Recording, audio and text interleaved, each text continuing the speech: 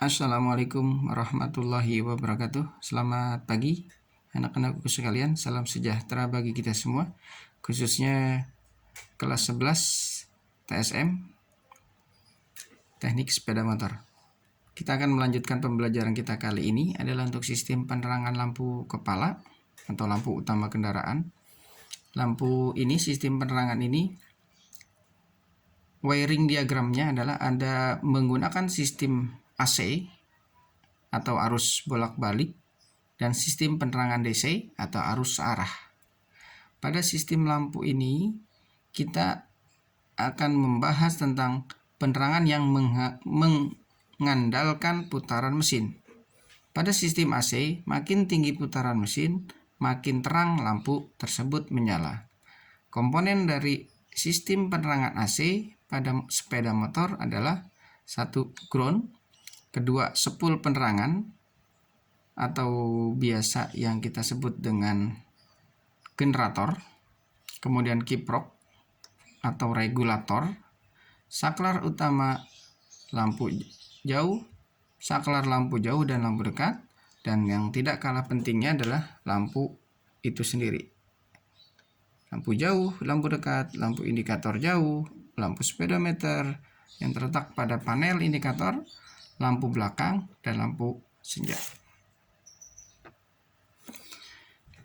Pada sistem penerangan lampu AC dan lampu kota ini, saya akan menjelaskan fungsi dari komponen-komponen yang ada pada gambar ini. Pertama adalah ground.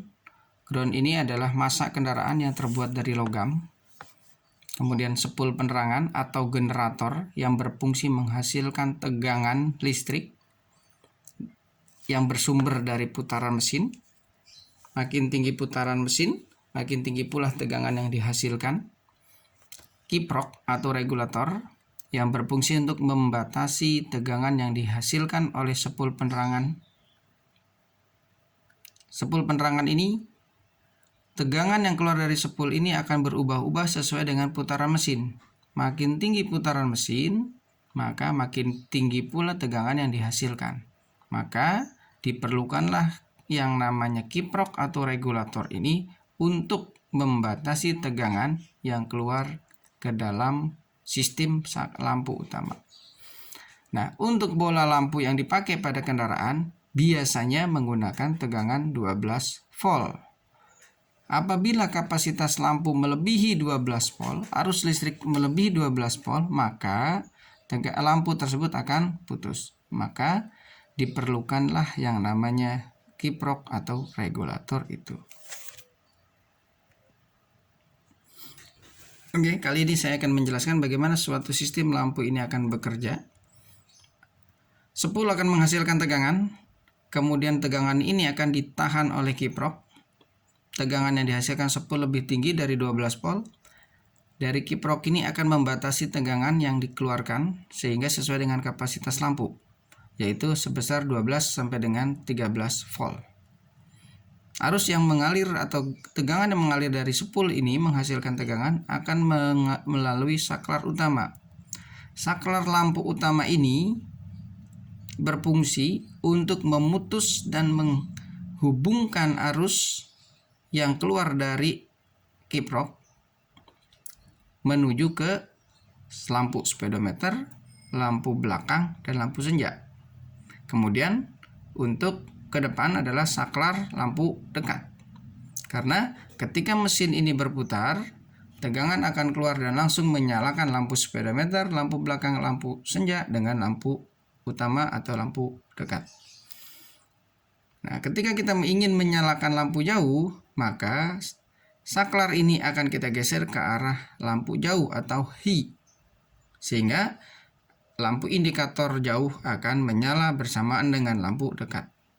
Itulah sistem dari penerangan lampu kepala sistem AC. Jadi, tegangan yang dihasilkan oleh sepul ini akan langsung diteruskan melalui saklar lampu utama, saklar lampu jauh, dan lampu dekat.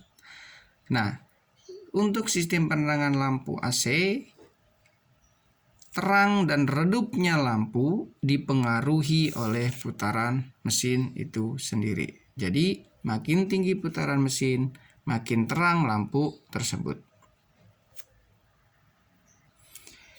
Berikutnya kita akan membahas sistem penerangan dengan menggunakan lampu DC, karena ada beberapa kendaraan yang menggunakan sistem penerangan lampu DC. Inilah wiring diagram untuk sistem penerangan DC pada kendaraan. Nah, di sini masih mempergunakan alternator, masih mempergunakan generator. Ini dia. Jadi sistem hampir sama dengan sistem AC, tetapi untuk perbedaannya adalah sistem DC ini mengandalkan baterai sebagai sumber tegangan. Jadi pada sistem DC, terang dan redupnya lampu tidak terpengaruh oleh putaran mesin. Penyuplai utama untuk sistem penerangan lampu pada sistem DC murni mempergunakan baterai. Dari baterai menghasilkan tegangan yang diperoleh dari regulator atau alternator atau sepul melalui regulator atau rectifier atau kiprok. Jadi kiprok ini akan selalu menyuplai tegangan ke dalam baterai jika tegangan tersebut turun atau kurang dari 12 volt. Dari tegangan sini akan melalui fuse atau sikring, kemudian masuk ke kunci kontak. Nah, sehingga untuk kendaraan tipe DC, begitu kunci kontak kita putar dalam posisi on, ini akan terhubung, maka lampu itu akan menyala melalui apa? Rangkaian kabel. Nah, ini dia. Jadi ketika kunci kontak dalam posisi on, semua instrumen lampu akan nyala. Posisi lampu tail akan nyala, posisi lampu jauh atau dekat akan nyala, posisi running, posisi LED juga akan nyala. Ini siap untuk, ini adalah gambar dari wiring diagram untuk sistem kelistrikan DC. Nah, bagaimana cara kerjanya adalah alternator akan menghasilkan arus listrik, kemudian ditahan oleh regulator, ditahan sehingga tegangan menjadi 12 sampai dengan 14 volt, disimpan di dalam aki. Aki akan meneruskan arus listrik ke dalam fuse sikring, kemudian melalui kunci kontak. Dari kunci kontak dia akan melalui kabel. Nah, di sini ada saklar lampu jauh dan lampu dekat. Kemudian akan mengalir melalui lampu kepala. Jadi untuk sistem penerangan DC, lampu akan menyala ketika posisi kunci kontak dalam posisi on. Dan tegangan lampu DC, sistem penerangan lampu DC lebih stabil dibandingkan dengan sistem penerangan lampu AC.